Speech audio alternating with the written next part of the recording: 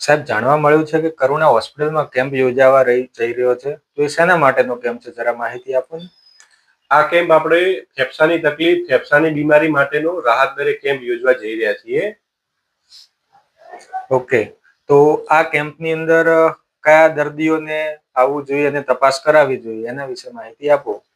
જેને લાંબા સમયથી સૂકી ખાંસી રહેતી હોય, કફ વધારે બનતો હોય, છાતીમાં દુખાવો થતો હોય, શ્વાસ ચડતો હોય, લાંબા સમયથી તાવ આવતો હોય, તે ઉપરાંત જેને ફેફસાની જૂની બીમારી જણાવેલી હોય અને એની દવા સારવાર ચાલતી હોય એમણે, અથવા જેમને ધૂમ્રપાન કરતા હોય, બીડી, સિગરેટ, ચલમનું વ્યસન હોય અને પોતાની ફેફસાની કેપેસિટી જાણવા માંગતા હોય કે આપણા ફેફસામાં કેટલા અંશે એનું નુકસાન થયેલું છે કે નહીં, એ જાણવા માટેનો એક આપણે રાહત દરે કેમ્પ રાખેલ છે.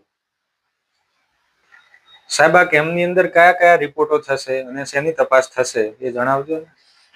ફેફસાની લગતી બીમારીઓનું નિદાન જાણવા માટે જરૂરી લોહીના રિપોર્ટ, ગળફાની તપાસ, છાતીનો એક્સરે તેમજ પીએફટી એટલે કે ફેફસાની કાર્યક્ષમતા માપવાનું મશીન. આ મશીન અને રિપોર્ટો દ્વારા આપણે ફેફસાનો કેમ્પ યોજીશું. સાહેબ, કેમ્પનો લાભ લેવો હોય તો ઘરેથી આપણે કેટલા રૂપિયા લઈને આવવું જોઈએ? હા, આ કેમ્પ આપણે રાહત દરે યોજીએ છીએ, એટલે કે જે રૂટીન ખર્ચો 3 થી 4 હજાર થતો હોય એના બદલે માત્ર આપણે 1000 રૂપિયાની અંદર આ તમામ રિપોર્ટો અને તપાસ કરી આપીશું. સાહેબ, આ કેમ્પ માટે ક્યાં આવવાનું રહેશે?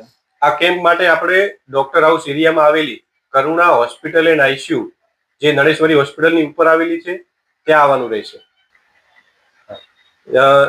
જેનો સમય છે સવારે ભૂખ્યા પેટે આવવું, સવારે 9 થી 1 ના ગાળામાં, 17 તારીખ એટલે કે બુધવારે આવવાનું રહેશે.